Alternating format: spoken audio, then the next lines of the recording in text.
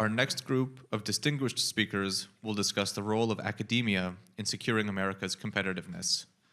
Please welcome Dr. Ian Waits, Vice President for Research at the Massachusetts Institute of Technology, and Dr. John Shaw, Vice Provost for Research at Harvard University, who will be in discussion with Dr. Michael McQuaid, the Director of the Technology and Geopolitics Project at the Belfer Center. Good afternoon, everybody. Good morning, everybody. So I'm getting ahead of myself. My name is Michael McQuaid. I'm the new director of the new program at the Belfer Center, exploring the boundaries between emerging technology and new science and the policy world. So what challenges are those new technologies creating? What's the world like to be a policy person where technologies perhaps are moving faster than before or creating new issues and new challenges? I'm delighted to be here. I'm going to take just a minute with moderator's privilege to tell you that I am here, as many of you are and many of the speakers, because of Secretary Carter. I had the wonderful experience to be part of the startup of the Defense Innovation Board. Eric Schmidt mentioned that earlier in the conversation today. And Ash said three really important things when we started the DIB. He said, first of all, it's a federal advisory committee. That means there's an enormous amount of stricture that's placed on you. And I have staff, so you don't worry about that. And so he had an amazing capability and capacity to make our life easier. The second thing he said was, the whole purpose of the Defense Innovation Board is the world is changing, and we don't yet know what that means for national security. We don't yet know how that's going to happen, but we have a model of a community who does things differently than we do. And sometimes that difference is important to us, and sometimes it isn't. So come on board and go stick your nose wherever you want. And that's what we did. We traveled the world and stuck our nose wherever we wanted, and we found amazingly innovative people in and out of uniform who really had a passionate commitment to try and do the mission better. And then Ash said the magic third words, which was, don't ever give me a report. So just come and talk to me when you're all done. And as somebody who's done some advisory committee work, that's actually not a bad place to end up. So I am here because that's a shining example of a person who recognizes that within big, large, mission-driven organizations, it is possible to think differently and to think differently about what the possibility is.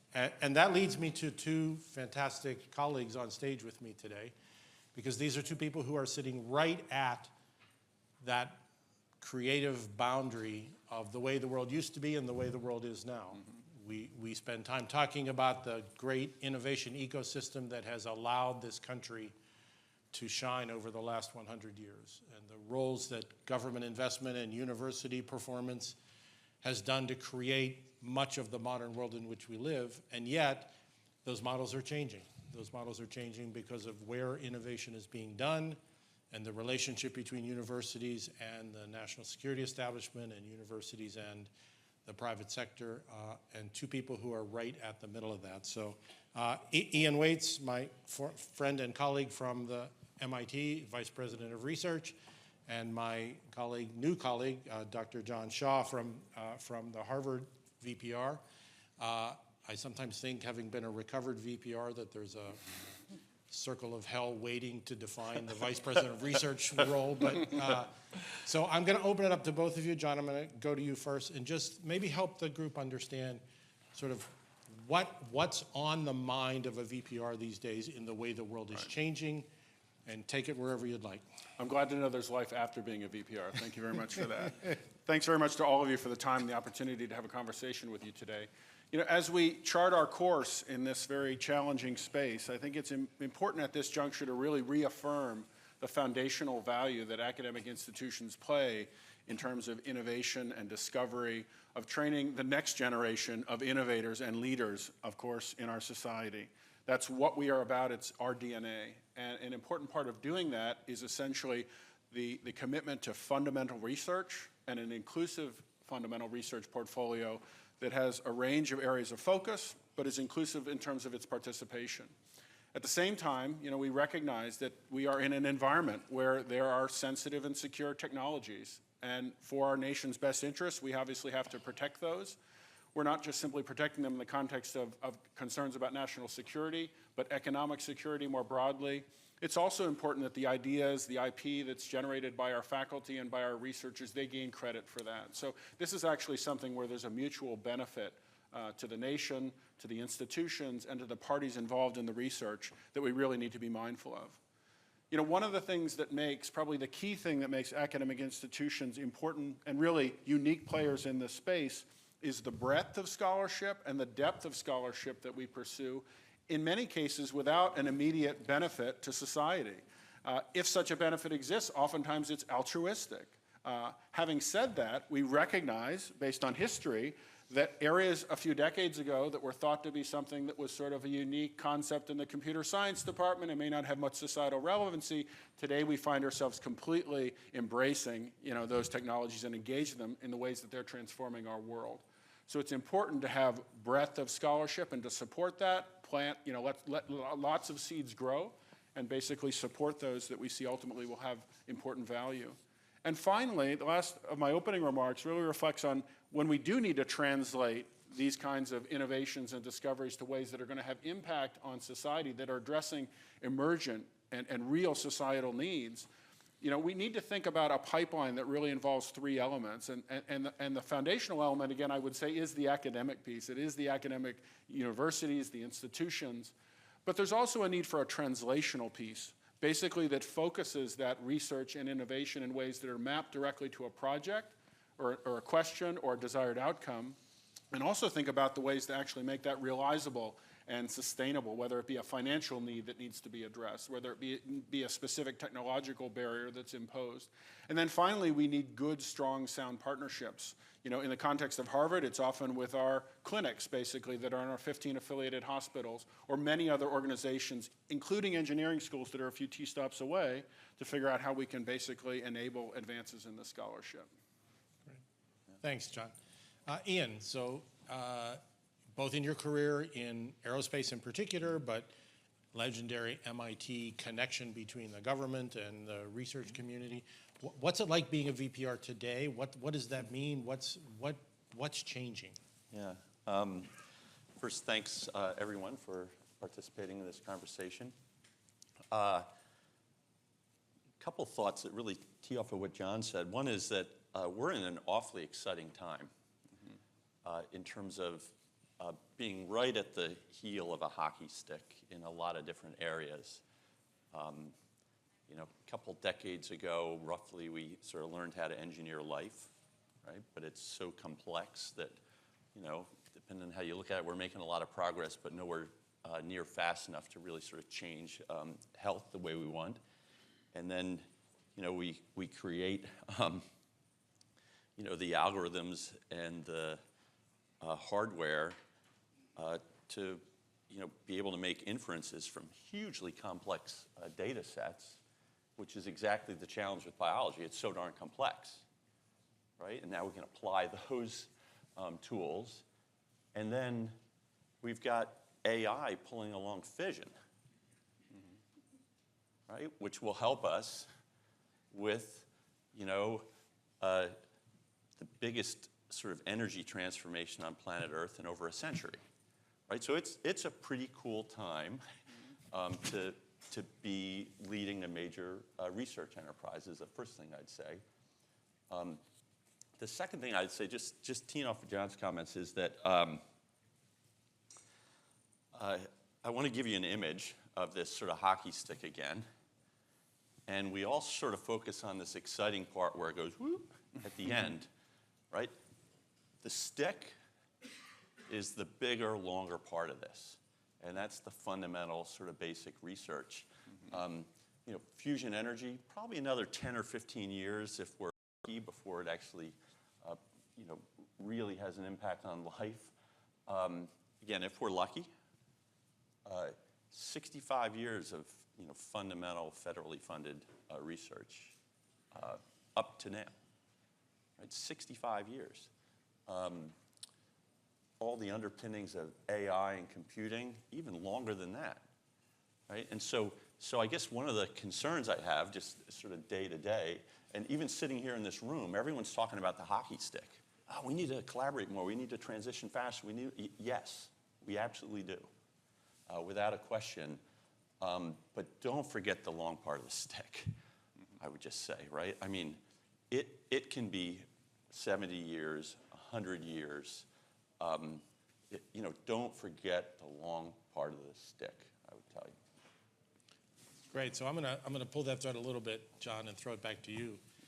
So maybe talk a little bit about sort of what's new. I mean, we can talk about AI and we can talk about cyber and we can talk about autonomy, and we will, and that's all fine. But what's waking you up in the morning in the laboratories that you have visibility into? What is the long pole in the tent that's going to change our world differently than anything we know today? Absolutely. Well, there are so many areas, and if we have 14,000 faculty at Harvard, and if you asked all 14,000 of them, you would probably get something like 13,998 answers to that. But because one's on sabbatical. Yeah, exactly right. Yeah, I'm amazed you would have two who agree, but I'll give you that. So, but I think it is very clear that there are fields that we all know of, right, in terms of generative AI and AI, in terms of quantum science and networking, in terms of advances in terms of cell and gene therapies as examples, are areas where we see innovative technologies transforming the way we address and we try to tackle societal problems. I would say it is a broader range than that. If we look at our issues in terms of climate and sustainability, we have done a lot of work over this long stick, really, of trying to understand our climate system, but we need to transform that into doing it in a way that actually gives us an ability to understand how continuous changes and things that we do to try to change, for example, in our carbon dependency, are actually going to have a meaningful and measurable impact in terms of the concerns about climate. So it is not limited to just that few handful of fields. I would say in this context, if you look at something like AI or generative AI as an example, generative AI is really something that is, of course, we're seeing it transform society in so many ways. It's because it obviously gives us an ability to communicate in ways that we're accustomed to with the core AI and ML technology. But it is ultimately, in a way, those core technologies that are profoundly addressing the questions that we can tackle, the ways that we go about conducting our research. And just as an example, we have a colleague in the Harvard Medical School, Maria Zintnik, who's developed a tool that basically looks at drugs that have already essentially gone through clinical trials and FDA reviews that are approved for treatments of certain diseases, but looking at those to see how they might be applicable to essentially address diseases that don't currently have viable treatments. And again, this is a process that helps us get a head start in terms of identifying those things that could be really transformative, of course, for people who are suffering from these diseases, as well as doing things like understanding the potential side effects that might occur associated with exposure or use of those drugs, whereas traditionally in a clinical trial, those are almost sort of happenstance. You just sort of plug and see what's going to happen, unfortunately, and obviously a lot of people are put at risk or impacted negatively as a result of that. So it's really about not just the outcomes, but it's about the way we're transforming the approaches that we have to solving these problems. Ian, any thoughts? What's exciting? Probably, first, we're not very good at predicting the future. That doesn't, collectively, I would say, we have lots of, we don't have 14,000, we have 1,100 at MIT, sort of visionary people who have their view of what's going to happen in the next 10 or 20 years. It's hard to place your bets on one thing or another. An area that I think could be transformational is quantum. It's already beginning to make a very serious impact in some very specific national security problems. And when you look out at how are we going to power, what's happening with AI when we're really at the limit in terms of Moore's law, something has to change, right? And so what fills that void? And I think we're sort of on the cusp, again, after many, many decades of work, very fundamental work without seeming immediate payoffs. I think we're poised in probably the next 10 years to start to really have much more viable quantum computing, which will really help. So, but there's probably a 5% chance I'm right and 95% I'm wrong, but there's one for you, Michael. All right, so let me switch gears a little bit, and maybe maybe talk about some harder challenges in your life. So both of these two institutions have been involved in government-sponsored research since the beginning of government-sponsored research. So there is a long legacy of understanding the implications of that, understanding both the challenges and the opportunities. So, but given what's happening with the way technologies are developed, with a world that is no longer a world where we had commercial technologies and we had defense technologies or national security technologies, and never the twain shall meet, it's a very different world. So what's, from your perspective, I'll start with you, Ian. From your perspective, what are the new challenges, and what do you think needs to change in that area? Yeah, so of course, most of the research at MIT is in the national interest. If you include Lincoln Laboratory, and you include even on campus our DoD-funded work. And what's increasingly challenging is that we had a really easy binning exercise for most of our history. It was either classified or it wasn't, right? And now we have, CUI, we have, limitations in contracts on foreign participation and things like that. And navigating that in a thoughtful way that still preserves the fundamental sort of knowledge generation that comes from universities for long-term fundamental research is a huge challenge. And I'm actually quite happy to take that on in terms of, what do we have to do to sort of work in the gray space in between? I mean, I think we can get there, but it feels to me a little bit like we're playing defense without having an offensive strategy. So just to be a little clearer, we have China, who has a whole of nation strategy of acquiring information, investing over the long term, and we can't fix our K-12 system, right? We can't fix our immigration sort of system. You've got universities now sort of politicized in the middle. With an incredibly important role that we have played for a very long time, an incredibly important need going out into the future, and the compliance requirements are going up. Again, I'm quite happy to take that on, but show me what the big picture strategy is, right? To address the other aspects of this. And we're just not operating at that level as a nation, in my view. So. Yeah, I had a colleague whose sort of definition of this is a strategy which is about making sure you can slow the other guy down faster than you can slow yourself down, is probably a losing strategy for both sides. So it's really the question is, how do we navigate through these things that we have to navigate through, recognizing that the most important thing we can do is enable the innovation ecosystem while preserving that security. So, John, let me turn the question just a little bit of the same question, but also maybe filter in the fact that where fundamental research is being done is very different now, particularly on things like AI and even in biology and bioengineering. So much more is happening in the private sector that used to be done in academic labs. How does that change your world? What do you think we need to be thinking about? Absolutely. So I would come back to the sort of pipeline that I alluded to when I made my opening remarks about how we actually translate the fundamental knowledge gained through academic research into things that benefit society. And again, I think there's real importance to this intermediate player, which is this translational entity. We have a number of organizations at Harvard. Many of them are shared with MIT, like the Broad Institute, for example, the Reagan Institute for Immunology. One that I'd like to highlight with a few examples is the Wyss Institute for Biologically Inspired Engineering. So that is actually a 501(c) that's wholly owned by Harvard University. All of the faculty that are working there are actually Harvard faculty. All appointments, I think, are made in academic units. I think that's probably the case for MIT as well. But they come to an environment where they're being provided the core capability, technology, the intellectual horsepower in terms of the people who can actually enable advances of that scholarship, people who have a business acumen who can really understand what's it actually going to take to make this a deployable and sustainable technology. And they've had, I think, something over than 60 new companies that have been formed. They've raised more than $3 billion of external investment, basically, to support those companies. They've generated something like 2,000 jobs, basically, as a result of the development of those companies. And those companies are the ones that sort of take it the next step to actually translate it to societal benefit.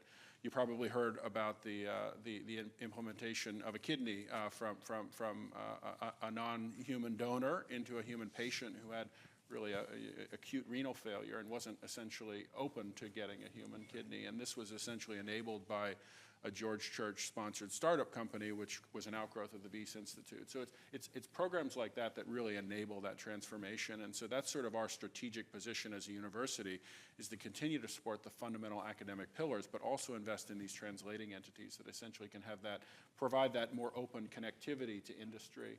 And whether that be newcos or whether that be established industry partners, of course, it's that it fosters better connectivity, because everything doesn't have to be the way an academic unit has done it for the last, in Harvard's case, almost 400 years. We have the opportunity to be a little bit more creative and sort of map out the structure towards the solution. And how much do you have to think about sort of changing incentives and decisions with the faculty in the university? Mm-hmm. Things like the time and availability to do outside work, mm-hmm. things like what counts against tenure, et cetera, and all that. Is that in the middle of all this conversation? Yeah, I would say that our faculty are generally very invested, of course, in their scholarship. They are in many ways, of course, not only innovative, but entrepreneurial. They want to see that translation and benefit to society. Yeah. They need help doing that, basically, is the bottom line. I mean, faculty have a lot of demands. Their most precious commodity, I think, like many of us, is time. And so you spoke about these issues about federal funding and some of the sort of challenges we have in terms of the blurring of the lines between fundamental research and classified research. We don't do classified research at Harvard, so for us, it's sort of we do fundamental research, but we're sort of being pulled closer to some of the expectations of classified research. Yeah. When I started out as a scholar at Harvard University almost 30 years ago, we had 5 major regulations that govern fundamental research. We now have over 275 of these. Yeah. And increasingly, as even we see new programs like CHIPS and Science, they come with a whole additional load of these kinds of obligations. And so if I could step back maybe to National Security Presidential Memorandum 33 to sort of play off of Ian's comments, I would say that we are making tremendous progress in this space. As an academic institution, we do things better and more thoroughly than we used to in terms of addressing issues like conflict of interest, of international participation in research. But what we really need to strive for is guidance, essentially, from our biggest donor, which is the federal government, to ensure that in emergent technologies like quantum, we know where those boundaries are. Because if we're left to essentially negotiate this on a grant-by-grant basis, it leaves the faculty member basically feeling very insecure and questioning whether this is something that they want to be engaged in or not. Ian, I think to just tag onto this a little bit, we've been at this for a long time. 10 years ago, I think it's safe to say there was a pretty profound knowledge divide between the law enforcement intellectual or information protection folks and the faculty as to what the new threats that were emerging were. And one collection of folks who said, look, you just don't understand what's going on in terms of suborning intellectual property or changing research directions, and another collection that just said, you don't understand at all what we do and why, even if some of that is true, it probably doesn't matter. It feels like we've made a lot of progress, maybe more to go, but what's it feel like on campus right now with the way faculty are reacting to this and the relationship with the outside community? I think we have made a lot of progress there. And I think people broadly, and at least conceptually, have an understanding of the risks and are willing to do what it takes to navigate those boundaries. We've, for several years, have had elevated risk review for a whole series of things that we do on campus, and people really appreciate it. And I think they don't always have an understanding of that risk landscape or how things can play out. And I think we've made a lot of progress. Which is why I said I'm happy to work in that gray area. And I think it's important we do. Right? I just like to see the broader strategy. Yeah. You know? Okay. So, sometimes it feels a little bit like I'm playing sort of checkers and you know, some other parts of the world have a real chess strategy, right? And we're like just trying to follow rules now. All right, so let's use that. So we all have, we all sort of are operating under the collective wisdom of the Endless Frontier paper from Vannevar Bush. It highlighted exactly the things we've been talking about this incredible connection between the government-sponsored research, innovation, et cetera. So if you were going to write that paper today, what would be your addendum, or what do you think is different enough that it was just not even contemplated in that paper versus where we are today? Yeah. Ian, thoughts? Different enough. I would say at that point in time we had a really robust set of industrial laboratories that produced a lot of innovation over a long time horizon, who had the patience to work on things over a long period of time.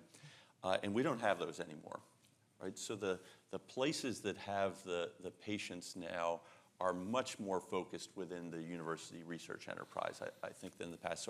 So I think the fundamental tenet of that recommendation to the U.S. government is even more needed today. And of course, we're putting lower and lower fractions into that long hockey stick that's so critical. So I think it's even more critical than in the past that we do that. Of course, at the same time, and you see this already happening within many, many different government-funded programs, it's not just about the basic research, but we've got to figure out how to really engage in that translation, as John said. Now, at MIT, that's been in our DNA for a long time. We're like a gritty engineering kind of place. We like to do that kind of stuff. So I'm sort of less concerned about that, at least for our enterprise. But I think for research universities as a whole, it's critical to sort of engage in that sort of hand-to-hand wrestling with real problems, and how do we make things move faster. Yeah. So those are the elements I would add to it. I think it's more needed than it was then. Got it. John, thoughts? Yeah, again, I think if you look at its main tenets, you could have written that today, and it would have been just as true as it was back then. The two things that I would add to it are, one is sort of issues of ethics and integrity in the conduct of research, a greater emphasis on those, because there's essentially greater pressures that work against them. And I think in terms of referring back to some of the comments that we had made in previous answers to previous questions, there is alignment actually here in many respects. What's good for the nation is good for the institution. It's actually good for the PI as well. I mean, we all want to ensure that the work and the ideas that we develop, we gain credit for, right, as faculty members. We don't want them to be basically, used by others for purposes that we didn't intend them for. And so I think if we can evolve to a little bit more of well, this is an impingement on my academic freedom, to more of an idea that we're aligned in terms of how we want to steward and manage research and development and the results that come from it, I think we would be, obviously better positioned to advance together.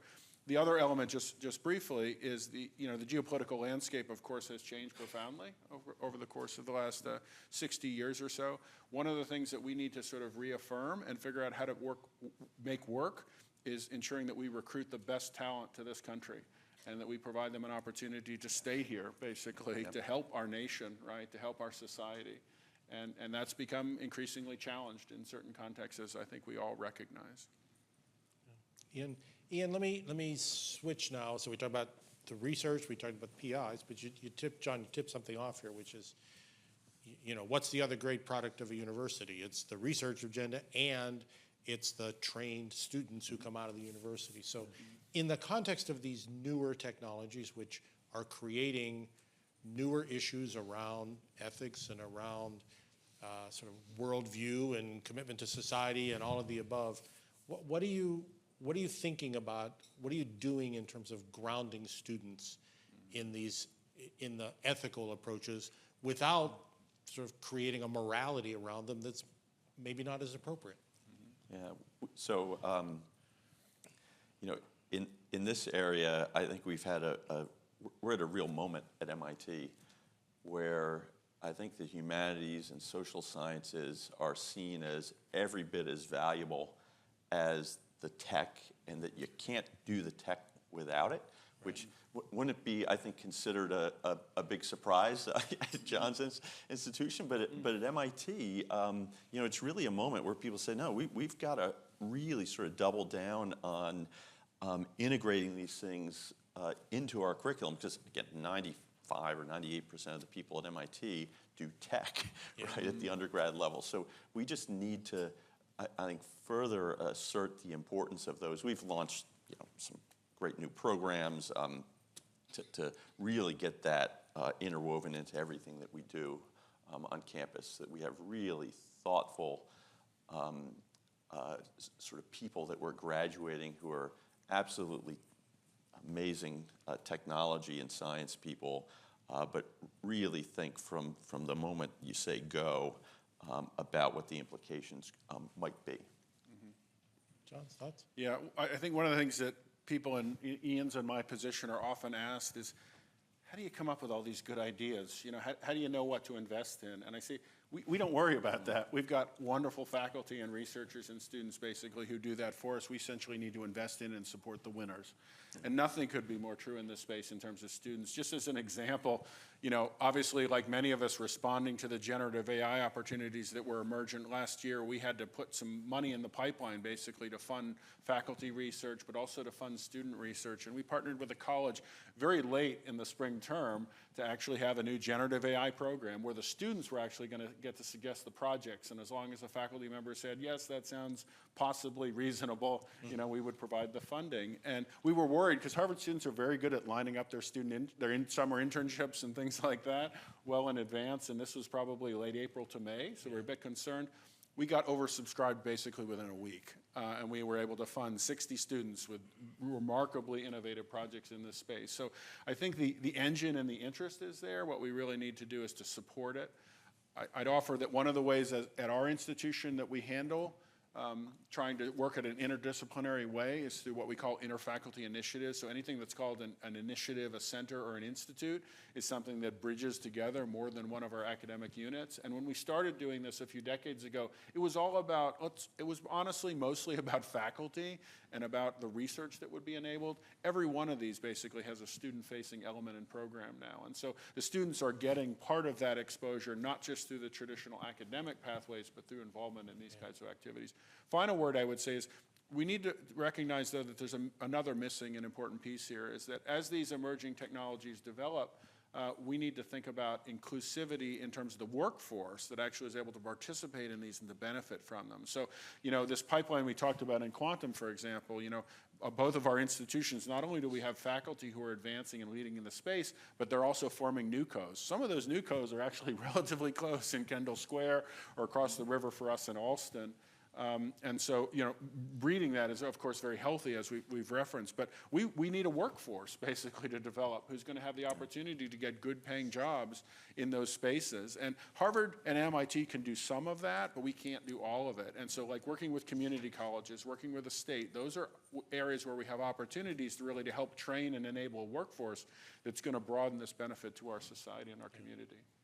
Yeah, it's really rewarding to hear because, we talk about conversation here about the Department of Defense and the bureaucracy and how we inculcate change and move faster.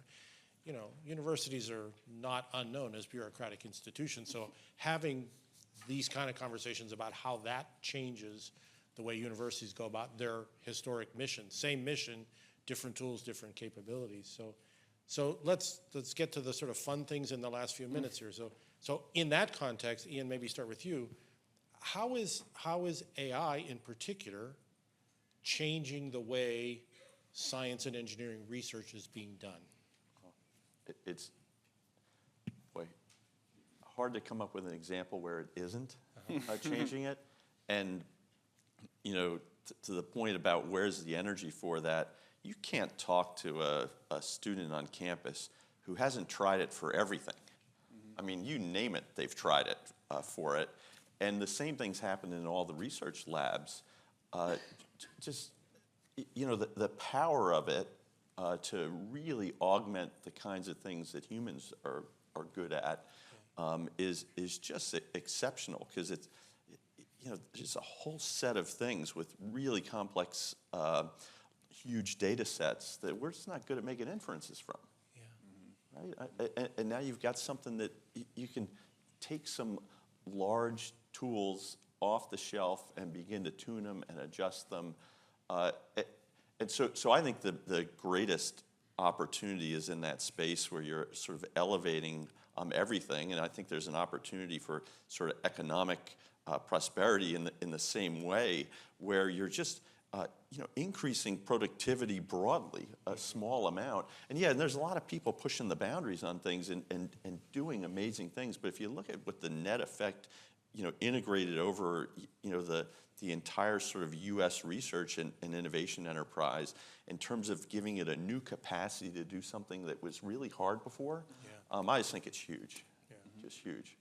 And John, if I can pull this actually into your academic background, the Kempner's doing this amazing new AI model. It's TXGNN, I think. Can you talk a little bit about what that is and how that's changing the world for those folks? Absolutely. Let me just reference this by saying that I got an email the other day from my procurement office at Harvard saying, we're spending a lot of money on GPUs. What's going on? I think I might actually frame that and put it on the wall. Clearly, obviously, this requires a level of commitment and investment, of course, to meet the energy and opportunity that's presented. And just a few ways that we're doing this, and then we'll specifically address those examples. One of the things that we've done, some of you who are members of the Harvard community here probably already have been given access to this, is early on we developed something called a generative AI sandbox. It's actually a tool. It's a tool basically that allows you to log in, with your basic Harvard credentials and go into a secure environment, meaning basically the materials that you upload are not being put to the corpus of knowledge that the big companies are using to train their LLMs, but rather something that can be considered secure, and gives you access to basically something like, approaching a dozen of the major large language models. And so it gives you a creative, interactive space where you can test things. You can look at the opportunity, the capabilities, let's say, of one LLM versus another, where one works better, one works worse. You can learn about more efficient ways of prompting. And so this was a sort of a fertilization process. It was providing a creative, secure environment where students, faculty, researchers, everyone could go to. And we thought about doing this as like a 10-month trial, but it's now being used in so many classes. It's being so widely used by the community. Actually, it's something that we're increasing the capacity of over time. So that's sort of one level at which we approach this. The second level, though, is the one you referenced, which is really about the institutional kind of level. And the Kempner Institute for Natural and Artificial Intelligence is a perfect example of this. This was made possible by a very generous gift by the Zuckerberg family. But it really reflects our strategy for how we want to deploy AI and ML in scholarship. We have a very strong program in neuroscience at Harvard University, of course, with our medical school, our affiliations with the clinics and the research in the major hospitals, as well as in other parts of the university. The brain is something that we can image better than we can understand at a systems level, to be very honest. It's a very data-rich environment where we don't just have all the sort of fundamental principles that govern its operation the way we might in a strict area of physics, for example. At the same time, of course, this is very well served by ML and AI. We have a computer science department, of course, who is advancing in this space. And so what this institute really did is it brought together these two communities, one largely in Longwood, our Longwood campus in Boston, one largely here in Cambridge, and actually put them together and provided them the compute resources, provided them the support staff and the charge to think about how they would actually, advance their area of scholarship in interconnected ways. Of course, we want to understand the brain better, but as we understand the brain better, it informs the way we develop AI algorithms that are understandable and that can be more effectively, used in our society. One of the things, for example, that they're advancing right now is developing effectively a brain model for people who have autism, who are on the spectrum. This is something that will ultimately, if successful, really help us understand how brains program information, when people have these kinds of conditions in ways that hopefully can provide them better treatments. These are things that wouldn't just come through a session that would occur once a week, but it would actually be something that they could, particularly as young adults, they could work with to try to help and enable their capability. but also there's a remarkable insight. As we understand the way different people's brains work, we gain a more collective understanding of the way the brain system works as a whole. So that's an example of how those kinds of activities are trying to spread that or cross that interface. I'm gonna remember your GPU story from the beginning now, because I'm going to frame it. remember the day when you would go to the procurement office and ask for a personal computer, and they would say, "Why do you need that?" So, Ian, I can't let you off the stage, given both the role you have now and what you're still active, but a long career in Aero and Astro here at MIT. So after you all fix Boeing, what's going to come out of Aero and Astro that's going to excite us? Oh, boy. I think, so first let me just, as an example of the fact that we're not very imaginative at predicting the future, even when we're experts, in 2008, I think I did a strategic plan for the Aero and Astro department. I was the department head at the time. And, we had, some things that we proposed should be focus areas, autonomy and environment and things like that. And no one, I think, predicted what would happen with the commercialization of space. And everyone was talking about it then. I mean, everybody, everyone was worried about what happens after shuttle, et cetera, et cetera, et cetera. No one understood, what the drivers would be or how those drivers would just accelerate space, at small space in particular. And, that was only, 2008 to now, that, not too long ago, right? And so I think the really taking advantage of our capability to put lots of things in orbit, and we're going to have to figure out how to defend those things too, right? I mean, it's not a simple story. I think that's an area that with tremendous excitement. I think autonomy is a tremendous excitement, both for defense as well as for commercial applications. It's really a exciting time in aerospace that even those of us who thought we were at the center of it, whatever that was 16 years ago, didn't predict how exciting it was going to be, right? And we were the people who knew. All right, the little clock is telling me that we have run out of time. I'd stay for another hour if we could. Just two things to think about. We've talked often about the connection between the technology and innovation side and national security and economic security and how those are all intertwined.